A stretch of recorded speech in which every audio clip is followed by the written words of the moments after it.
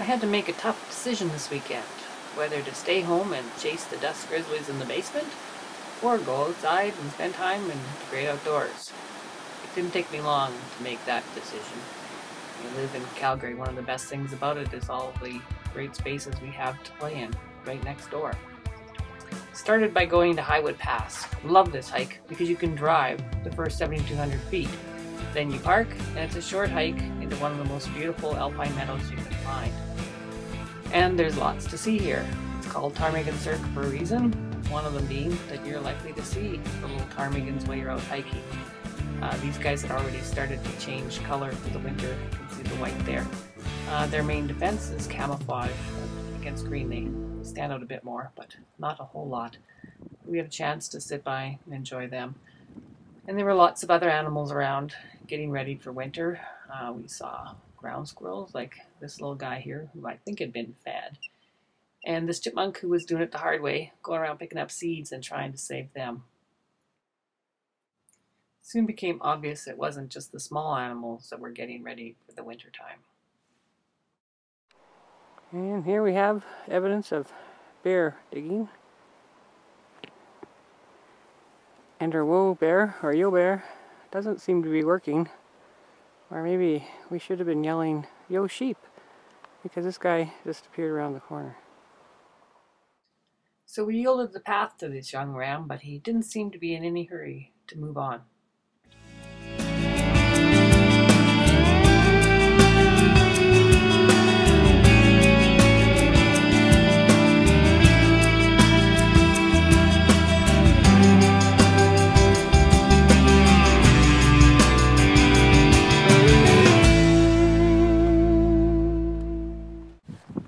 So Colin, we've met a few people today, and they keep saying we're seeing an animal. What animal have they been seeing? Well, a couple of people saw 7 ptarmigan, but I don't think that's what she wants me to talk about. I think it's that massive grizzly that these people saw on the way up, but not on the way up the trail, on the road up to the trailhead. It's a great big grizzly. We're making lots of yo bears and crazy yells, and I'm presently eating organic popcorn left over from last night and drinking organic pop at 8,500 feet. It's a great cafeteria. Cheers. So what do you do when you know there's bears in the area? Start yelling, Yo bear! So all too soon the hike was over and we were headed back to the car. But that wasn't the end of the wildlife watching, or the bear viewing, as it turned out.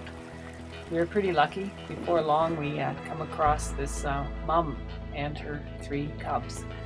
And if you've ever been on a cruise ship and you see people when they get their first all-you-can-eat chocolate dessert buffet, this looked a little bit like that.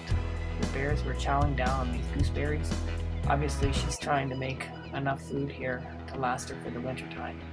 See, she's a really dedicated mummy, making sure that nobody's getting too close to her cub. And every time Mum stood up, the bear's cubs climbed up this tree, and they'd come down in a hurry and go back to eating or frolicking around. Mum was watching because upwind of them was a group of cows, and every now and then she'd get a whiff of them, or they started to come too close. So in this case, she started to gather the troops, and before long, the bears were headed across the highway.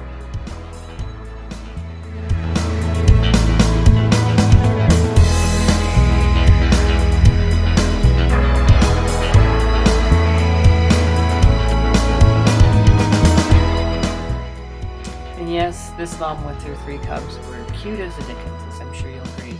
But not all the bears that we saw this day were cute. Before long, we saw a couple of grizzlies on a very rare sight. They were chewing a moose. And from what we could put together, it appeared the moose had probably been hit by a car and had staggered off the side of the road to die. And I'm not sure if the bears were alerted by the large group of ravens that were there or just happened upon it on their own. But we came across these bears just after they had started in on this moose, and I think it was fairly recent because they were pulling out a lot of the entrails and chewing down on that. So as you can imagine, this would be a real bonus for them. Instead of eating berries, they were able to chew down on the moose. So quite a dramatic spectacle of nature and one that I'm sure we won't see again. But it makes me really more and more committed to my yo bears as I hike, because you can see how much damage these grizzlies would do if they ever decided to turn those claws on you.